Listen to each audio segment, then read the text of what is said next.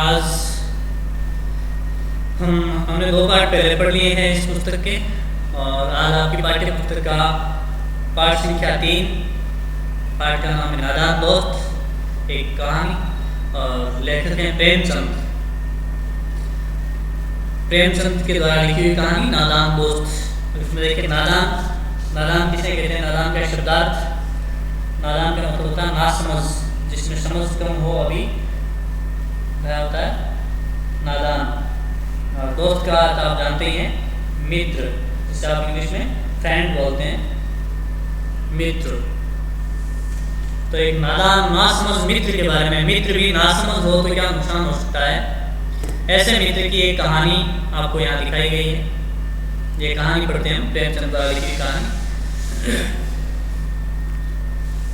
केशव के घर कार्निश के ऊपर एक चिड़िया ने अंडे दिए थे।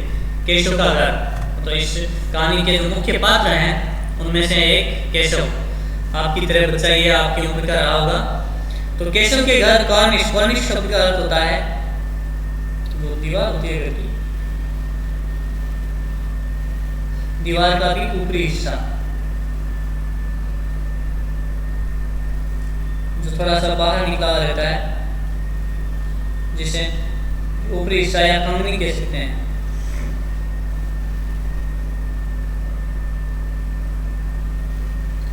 किनारे की तरह बाहर थोड़ा सा बाहर, दीवार का ऊपरी हिस्सा थोड़ा सा बाहर निकला रहता है। केशव के घर कार्निश के ऊपर एक चिड़िया ने अंडे दिए थे। केशव और उसकी बहन श्यामा दोनों बड़े ध्यान से चिड़िया को वहां आते जाते देखा करते थे। अब 2 भाई बहन छोटी उम्र में है, केशव और श्यामा, श्यामा उसकी बहन का नाम। दोनों बड़े ध्यान से चिड़िया को वहां आते जाते देखा करते। सवेरे दोनों आंखें मलते कार्निश के सामने पहुंच जाते और चिड़िया दोनों को वहां बैठा पाते। अब दोनों सवेरे तो जैसे आंख खुलती, आंखों को मलते मलते सबसे पहले कहाँ पहुंचते, जहां चिड़िया ने अंडे दे रखे थे उसी जगह वहां जाते और देखते। मतलब जैसे ही नींद खुलती उनको सबसे पहले वो चिड़िया याद आती।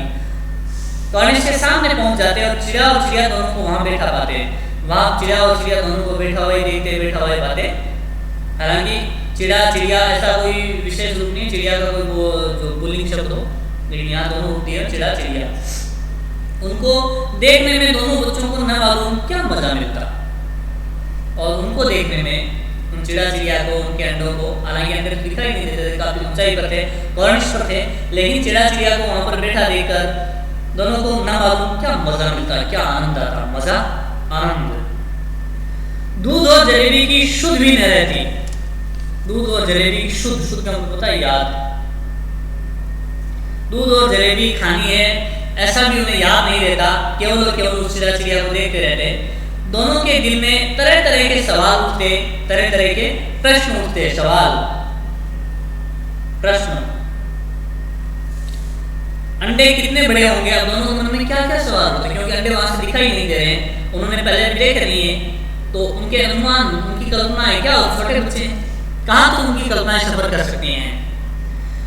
तो क्या अनुमान उठते उनके मन में, अंडे कितने बड़े होंगे, किस रंग के होंगे, कितने होंगे, क्या खाते होंगे, उनमें से बच्चे किस तरह निकल आएंगे, बच्चों के पर कैसे निकलेंगे। पर का मतलब होता है पंख। तो बच्चों के पंख कैसे निकलेंगे, घोंसला कैसा है, घोंसला पक्षियों का जो घर होता है, रहने के लिए घर बनाते हैं पक्षी तरीकों से, उसको बोलते हैं घोंसला। तो घोंसला कैसा है, लेकिन इन बातों का जवाब देने वाला कोई नहीं। न अम्मा को घर के काम धंधों से फुर्सत थी, न बाबूजी को पढ़ने लिखने से। एक शब्द है फुर्सत, फुर्सत का मतलब होता है आराम। तो न तो माँ को घर के काम धंधों से फुर्सत थी, आराम था, और न बाबूजी को पढ़ने लिखने से। इसलिए दोनों बच्चे आपस ही में सवाल जवाब करके अपने दिल को तसल्ली दे दिया करते थे। इसलिए दोनों बच्चे आपस में ही सवाल जवाब करते। जवाब का मतलब होता है उत्तर, सवाल का मतलब प्रश्न, तो जवाब का मतलब उत्तर, आपस में विलोम शब्द है, करके अपने दिल को तसल्ली दे दिया करते। तसल्ली, दिलासा, ढाढ़स, सांत्वना। श्यामा कहती है, अब देखो दोनों मन ही मन में आपस में ही एक दूसरे से प्रश्न और उत्तर कर रहे थे। एक प्रश्न करता है, दूसरा उसका चाहे उसको आए या ना आए, ध्यान हो या ना हो, लेकिन उत्तर दे देता है, उनके मन को संतुष्टि हो जाती है, हाँ ऐसा ही होगा। इसलिए उनकी अपने मन की संतुष्टि के लिए दोनों प्रश्न और उत्तर दोनों ही अपने आप ही दे रहे थे। तो श्यामा कहती, क्यों भैया, बच्चे निकलकर फुर्र से उड़ जाएंगे, फुर्र से शीघ्र ही। केशव विद्वानों जैसे गर्व से कहता, केशव जैसे कोई बड़ा विद्वान हो, जैसे सारी बातें उसे मालूम ही हो, हालांकि अंडे नहीं देखे अभी उसने, कैसे होते हैं चिड़िया के अंडे भी। फिर भी वहां से नीचे बैठे बैठे दोनों भाई बहन कल्पना करते। श्यामा पूछती, केशव जवाब देता जैसे विद्वान हो और गर्व से कहता, नहीं पगली, पहले पर निकलेंगे, बगैर परों के बेचारे कैसे उड़ेंगे। थोड़ा बहुत हो सकता है उसने सुन भी रखा हो अंडों के बारे में कि कैसे बच्चे निकलते हैं। तो वह कहता पहले पर निकलेंगे, पर मतलब पंख, तो पहले पर निकलेंगे, बगैर, बगैर का मतलब होता है बिना,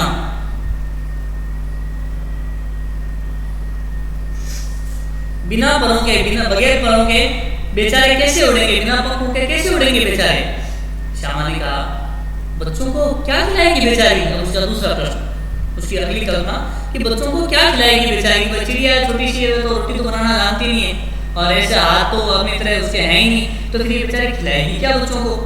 केशव ने कहा, केशव इस पेचीदा सवाल का जवाब कुछ न दे सकता था, लेकिन केशव भी उसी की तरह छोटा बच्चा ही है, हो सकता है साल भर बड़ा रहा हो, साल दो साल, तो केशव के पास में इस पेचीदा सवाल का कोई जवाब नहीं था। पेचीदा सवाल, पेचीदा का मतलब होता मुश्किल, कठिन, मुश्किल।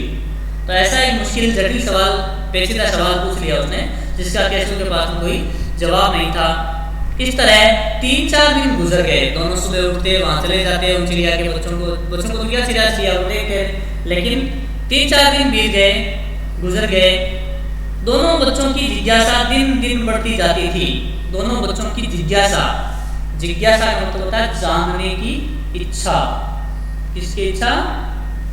जानने की इच्छा, प्रबल इच्छा, बहुत ज्यादा इच्छा होता है जानने की किसी बात को, तो उसको बोलते हैं हम जिज्ञासा। तो दोनों बच्चों की जिज्ञासा दिन दिन बढ़ती जाती थी कि ये बच्चे कैसे हैं, देखें कैसे निकलते हैं, कैसे इनके पर निकलते हैं। सब जो प्रश्न उठे थे उनके मन में, वे सारे प्रश्न उनके मन में जिज्ञासा उत्पन्न करते। अंडों को देखने के लिए वे अधीर हो उठते थे। अधीर, अंडों को देखने के लिए वे अधीर, अधीर का मतलब होता है व्याकुल, जिसे दूसरे शब्दों में कहें तो बेचैन। तो उनका मन व्याकुल हो उठता, उनका मन बेचैन हो जाता कि अंडों को कब देखें। उन्होंने अनुमान लगाया कि अब जरूर बच्चे निकल आए होंगे। अब 2-4 दिन हो गए, तो उन्होंने अनुमान लगाया कि भाई 2-4 दिन हो गए अंडों को, तो बच्चे जरूर निकल आए होंगे। बच्चों के चारे का सवाल उनके सामने खड़ा हुआ। अब कौन से बच्चों के, हालांकि खुद ही बच्चे, लेकिन वे बच्चे नहीं, चिड़िया के बच्चों के लिए चारे का सवाल उनके सामने आ खड़ा हुआ कि चिड़िया ने दिए बच्चे। चिड़िया को सोचना होगा कि उनको क्या खिलाएंगे क्या नहीं खिलाएंगे, लेकिन इन दोनों बच्चों को भी वह संकट सामने दिखाई दिया कि देखो हमारे घर में चिड़िया ने बच्चे दिए हैं, अब उनको कुछ खिलाने पिलाने की जिम्मेदारी तो अपनी बनती है, क्योंकि हमारे घर के मेहमान है। और अब उनके सामने संकट खड़ा हुआ, सवाल खड़ा हुआ कि अब उनको चारा कहाँ से दें, क्या दें, कैसे पहुंचाए वहां पर।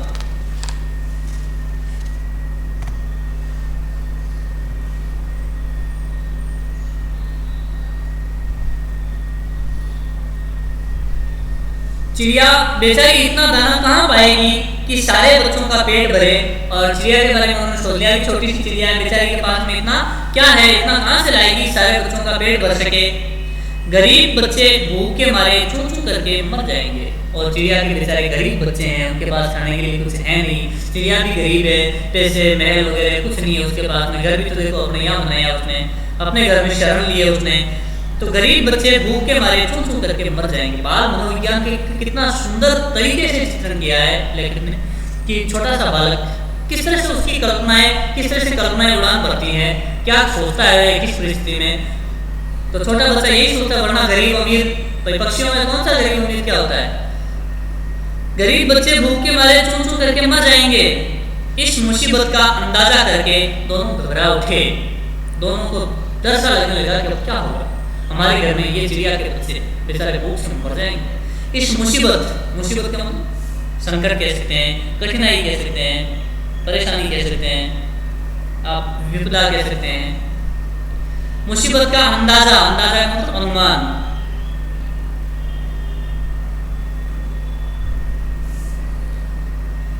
करके दोनों घबरा उठे, डर गए। दोनों ने फैसला किया का मतलब था निर्णय।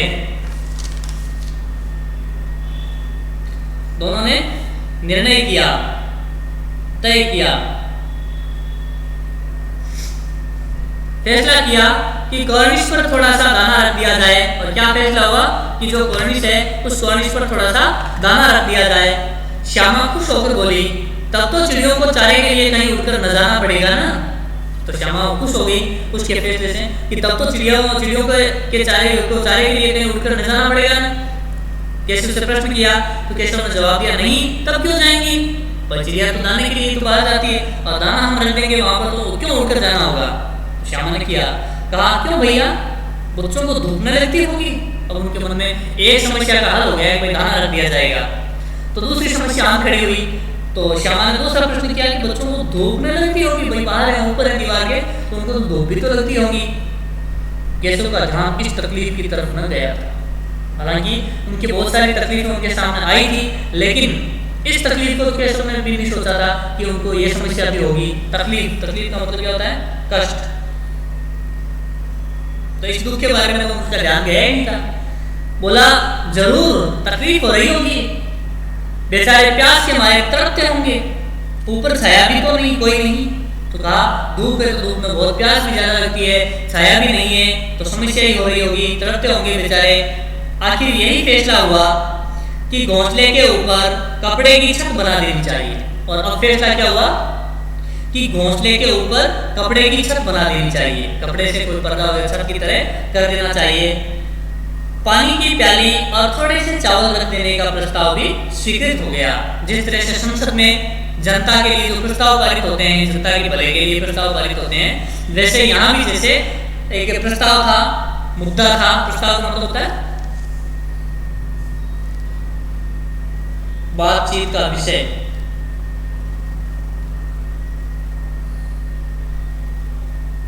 बातचीत का विषय, या दूसरे शब्दों में हम कहेंगे तो मुद्दा। तो जो प्रस्ताव था वह स्वीकृत हो गया। स्वीकृत का मतलब होता है मंजूर, मान लिया गया, स्वीकार हो गया। और देखो कितने अच्छे दोस्त बन रहे हैं भाई, उनके मन में तो भलाई का ही भाव है कि किस तरह से वे बच्चे कष्ट में होंगे, क्या होगा, तो उनके लिए किसी तरह से सुविधा की जाए। दोनों बच्चे बड़े चाव का मतलब होता है रुचि, पसंद, बड़ी रुचि से काम करने लगे। श्यामा माँ की आंख बचाकर मटके से चावल निकाल लाई और श्यामा गई माँ की आंख बचाकर, माँ की नजर न पड़े इस तरह से चुपके से गई अंदर और अंदर से मटके से चावल निकाल लाई। केशव ने पत्थर की प्याली का तेल चुपके से जमीन पर गिरा दिया और उसे खूब साफ करके उसमें पानी भरा। केशव ने पत्थर की जो प्याली थी उनके पास में कहीं आसपास में पड़ी थी, उसमें से चुपके से तेल है वो जमीन पर गिरा दिया और उसे खूब साफ करके उसमें पानी भर दिया। पानी के लिए भी रखना था कोई। अब चांदनी के दिन चांदनी के लिए कपड़ा कहाँ से आए?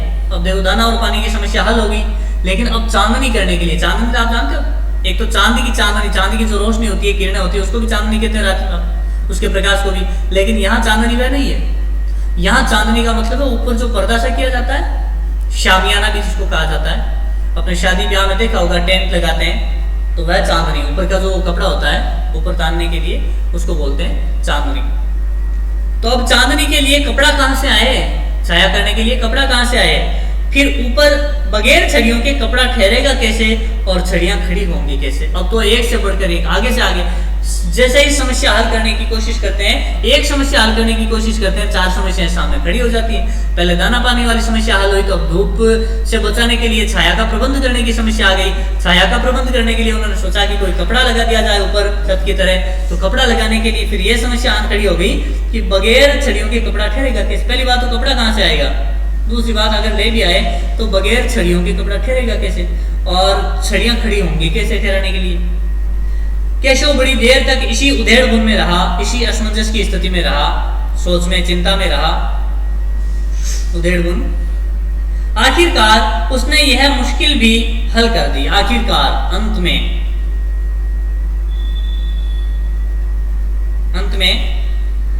उसने यह मुश्किल भी हल कर दी, सुलझा दिया इस मसले को भी। श्यामा से बोला, जाकर कूड़ा फेंकने वाली टोकरी उठा लाओ, अम्मा जी को मत दिखाना। उसने कहा, श्यामा से कहा, जाओ जाकर जो कचरा फेंकने वाली, कूड़ा मतलब कचरा, तो कचरा फेंकने वाली जो टोकरी है वह टोकरी उठा लाओ, अम्मा जी को मत दिखाना। श्यामा गई। श्यामा ने कहा, वह तो बीच से फटी हुई है, उसमें से धूप न जाएगी। तो उसने कहा, ये तो जो टोकरी में लाऊंगी वो तो बीच से थोड़ी सी टूटी हुई, फटी हुई है, और उसमें से तो धूप न जाएगी, चली जाएगी धूप। तो कैसे उन्हें झुंझला कर कहा, थोड़ा सा खींच कर कहा, गुस्सा करते हुए कहा, तू टोकरी तो ला, मैं उसका सुराख बंद करने की कोई हिकमत निकालूंगा। सुराख का मतलब होता है छेद, और एक शब्द है हिकमत। हिकमत का मतलब होता है उपाय, तरीका।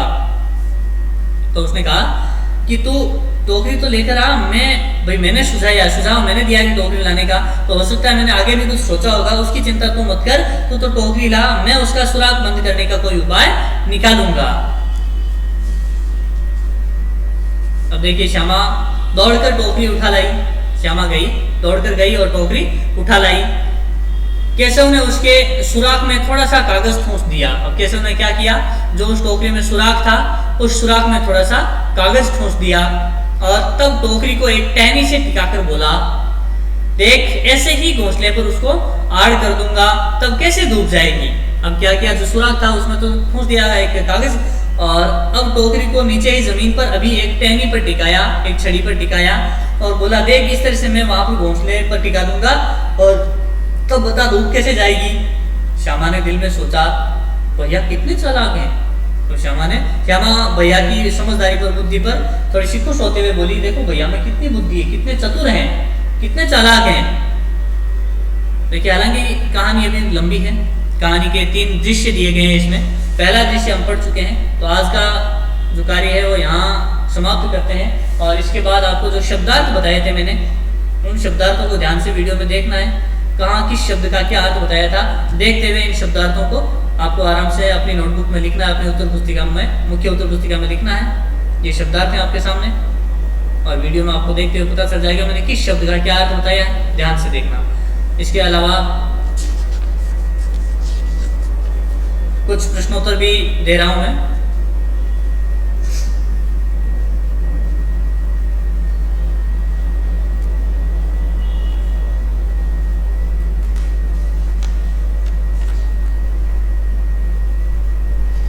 पहला ही प्रश्न है, अंडों के बारे में केशव और श्यामा के मन में किस तरह के सवाल उठते थे।